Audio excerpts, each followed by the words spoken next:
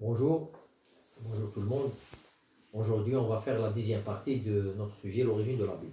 On a parlé la dernière fois sur la critique biblique. Comme j'aimerais toujours le répéter, la critique ici, c'est pas dans le sens négatif, au contraire, c'est dans le sens positif, dans le sens de la compréhension du texte, son origine, ses auteurs, la date de rédaction, etc. On a parlé de la basse critique et de la haute critique. On a dit que la basse critique, en général, s'occupait de la comparaison des textes, des différents textes, anciens textes en général, parce qu'on n'a pas de nouveaux textes, des anciens manuscrits, on les compare et on va essayer de trouver le meilleur texte. Et comme ça, on va, à partir de ce meilleur texte, on va écrire une Bible. C'est ça le texte électique. Il y a la haute critique. On a dit que la haute critique, elle s'occupe des données internes et externes. Ces critères internes et externes, on va parler des critères externes qui sont le support, c'est le parchemin ou le codex ou n'importe quel autre moyen d'écriture. Alors on essaye de comprendre l'origine du matériel et l'écriture, on fait une étude sur l'écriture, la manière d'écrire. Et avec ça, on peut aussi dater le manuscrit et voir si le texte a été écrit par un seul rédacteur ou par plusieurs, ou est-ce qu'il a été corrigé. Par exemple, des fois, les palimpsestes, on efface un manuscrit, un mot ou un groupe de mots, puis on écrit dessus. Des fois, on écrit tout un paragraphe. Et ça, tout ça, c'est des critères externes.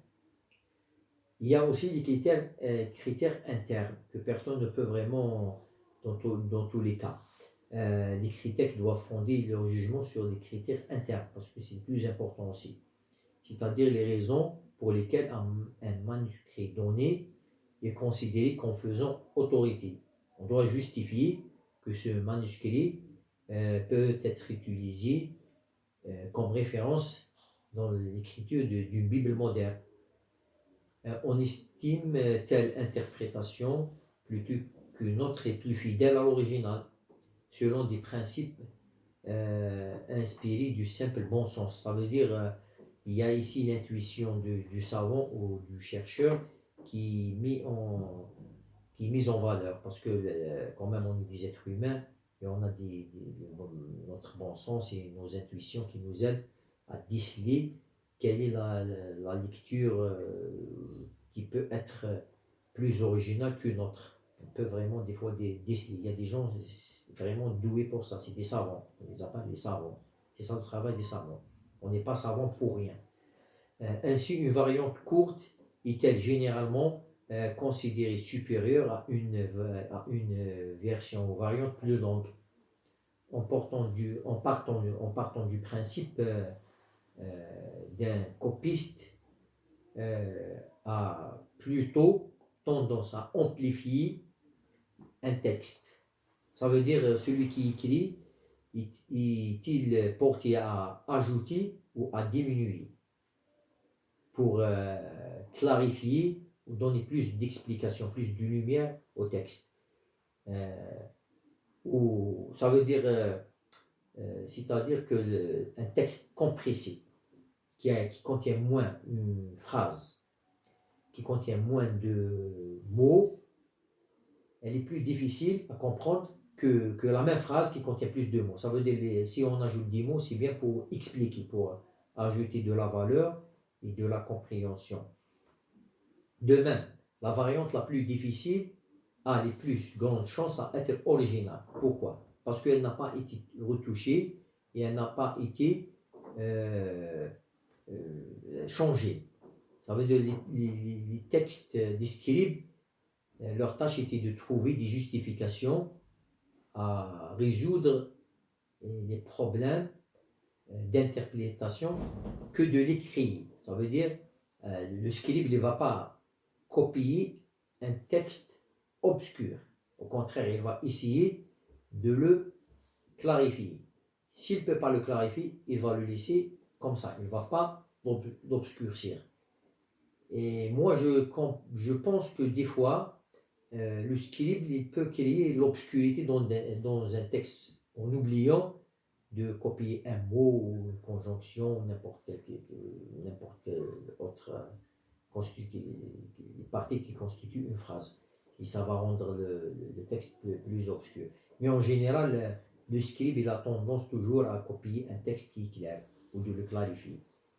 Surtout au Moyen-Âge où les manuscrits étaient copiés dans des couvents par des moines qui étaient vraiment des spécialistes et ils mettaient beaucoup de temps à copier le texte. Et ils étaient formés pour ça. Alors eux, ils avaient tendance vraiment à copier le texte le plus fidèlement possible. Parmi ces méthodes de critique, comme on a dit, il y a la critique historico-littéraire. Cette critique, elle est de second niveau. On a parlé de l'interprétation, et ça, c'est un autre niveau. Ça veut dire le stade d'étude de la critique de la Bible. Elle fait son apparition au XVIIIe et au XIXe siècle, principalement en Allemagne.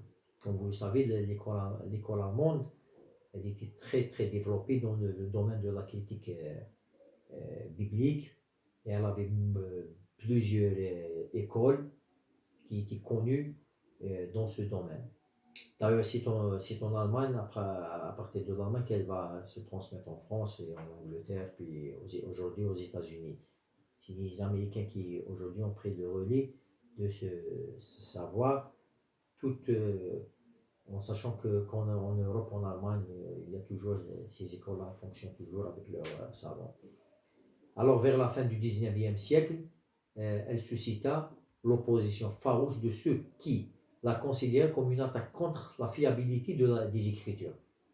Maintenant, quand vous voyez quelqu'un qui va essayer d'approfondir cette critique, alors le clergé, surtout l'Église catholique, ou les conservateurs, ou les fondamentalistes, chrétiens vont voir d'un mauvais œil cette tentative ou ce travail de critique de second niveau.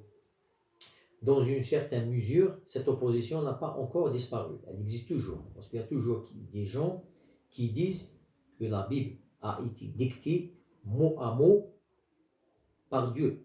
Ce qui est vraiment insoutenable. Tous les preuves, toutes les évidences, la science moderne, même ancienne, nous montrent que cette Bible-là, on a des choses à dire. Vraiment, la critique, elle est faite pour ça, pour démontrer d'une manière scientifique et honnête et équitable que ce texte-là ne peut pas vraiment venir d'une inspiration divine. Ce n'est pas une critique du tout, au contraire, c'est rendre justice au texte. On ne peut pas dire assimiler à un texte écrit par un être humain à un texte inspiré divinement. Ça, c'est une injustice envers l'être humain et envers Dieu. Il faut être vraiment, il faut avoir un esprit scientifique et rigoureux dans ce domaine-là.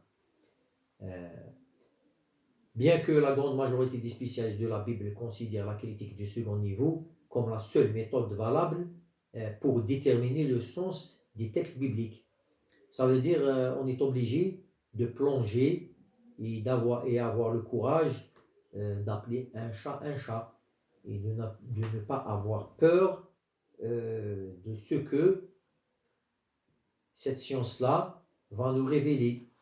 Il faut avoir le courage et l'honnêteté scientifique pour accepter et pour avancer dans ce domaine-là.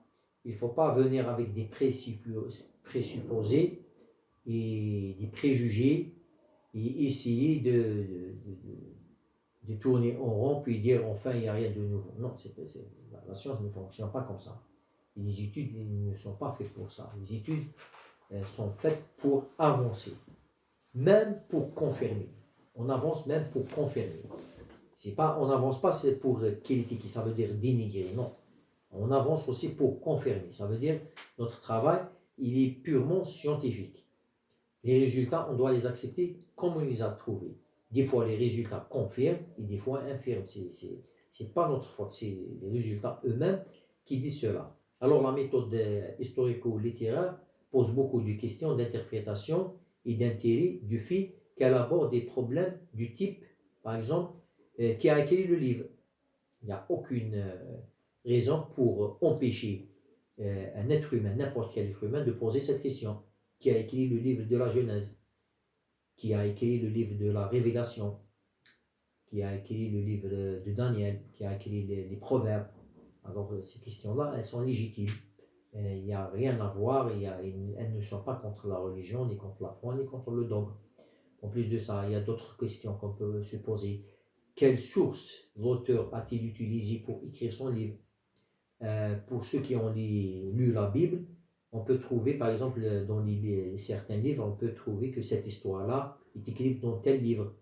Luc, dans son prologue, dit que pour que, euh, pour que l'évangéliste a écrit, il a utilisé des documents plus anciens et des sources qu'il considère fiables. Alors on a le droit de se poser la question, comment Marc, l'évangéliste Marc, a écrit son évangile. On ne le sait pas, c'est sûr. Mais Luc le dit très bien qu'il a utilisé d'autres évangiles qu'il avait à sa disposition. Est-ce que ces sources, on peut se poser cette question aussi, est-ce que les sources sont fiables?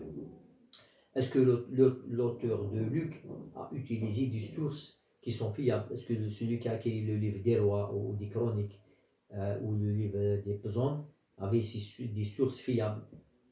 Qu'en est-il advenu dans le processus de transmission et d'édition? Est-ce que c'est en éditant? Est-ce que moi, quand je vais donner un livre à quelqu'un, est-ce qu'il va prendre soin ou est-ce qu'il va le malmener? Est-ce que vraiment il va le garder? Est-ce que ça veut dire, on sait bien que la transmission a pris des siècles. Il faut se mettre à l'évidence qu'elle a pris des siècles. Et quand je dis des siècles, c'est 4, 5, 6, 7, 8, 10 siècles, ça dépend du livre. Si on va parler des livres, par exemple, qui sont écrits au 8e, 9e siècle avant Jésus-Christ, jusqu'au 1er, 2e, 3e siècle, déjà on a entre 7 et 10 siècles pour les évangiles qui sont apparus, si on peut dire, à la fin du 1er, début du 2e siècle. Ils ont été transmis jusqu'au 4, 5, 6e siècle pour qu'ils deviennent vraiment, parce que les premiers siècles étaient un peu obscurs. C'est l'âge obscur du christianisme. Alors, toutes ces questions doivent avoir des réponses. Et quand je dis des réponses, c'est scientifique.